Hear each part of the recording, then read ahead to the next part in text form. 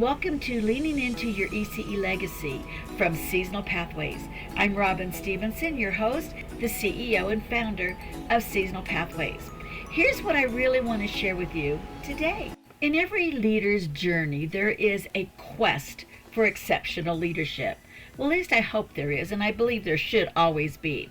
I have three things on my mind this morning. One, I believe, is incredibly important, and it doesn't matter what season of leadership development you're in either. We should always be self-aware. We really need to know who we are. What are our strengths, our weaknesses?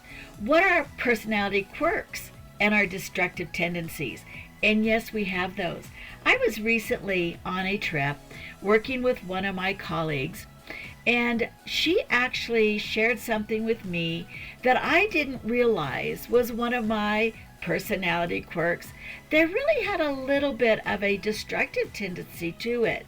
I was so appreciative of this colleague who spoke into my leadership development, even at this stage of life. So I think that sometimes we have a little gut feelings about what those tendencies could be, and sometimes we get offended when people point them out. But becoming more self-aware all through our leadership journey is something we really need to take awareness of. How does your past impact your present circumstances? You know, one of the things that I found out about myself many years ago was the fact that I grew up in a military family where we had to move a lot really made an impact on how I form relationships. And that's something I'm very aware of and sometimes forget about, but I do know that I have to navigate my relationships around these experiences that I've had and the consequences that it had, both pro and con, on my relationship building tendencies. I think so many times we make a big deal out of being transparent, but a lot of times we are much more transparent than we think we are. Our followers are looking to find the right leader, someone that they can know, like, and trust.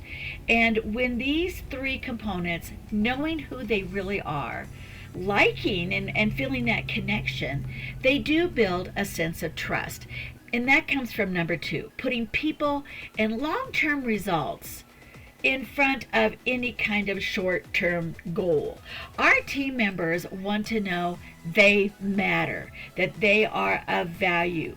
So when you've got things going on, are you including your team members?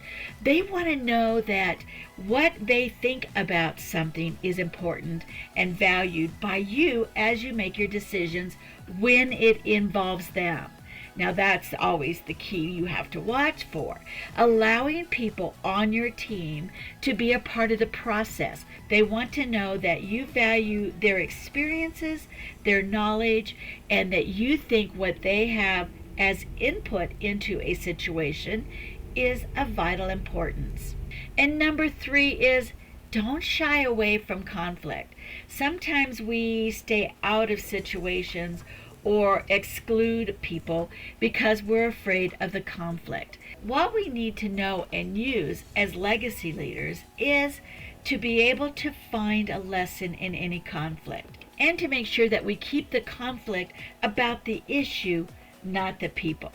Being able to separate issues from people is critically important. Sometimes you need to remind other people about that if you're really good at it and they're not, or vice versa. They may be really good at separating people and problems, but you're not. So be aware of how you handle conflict, how your team handles conflict, and share the value, the rewards that that conflict brought out, and the growth that you all made. So find a little nugget in each one of these lessons and go out and be that exceptional leader you already are.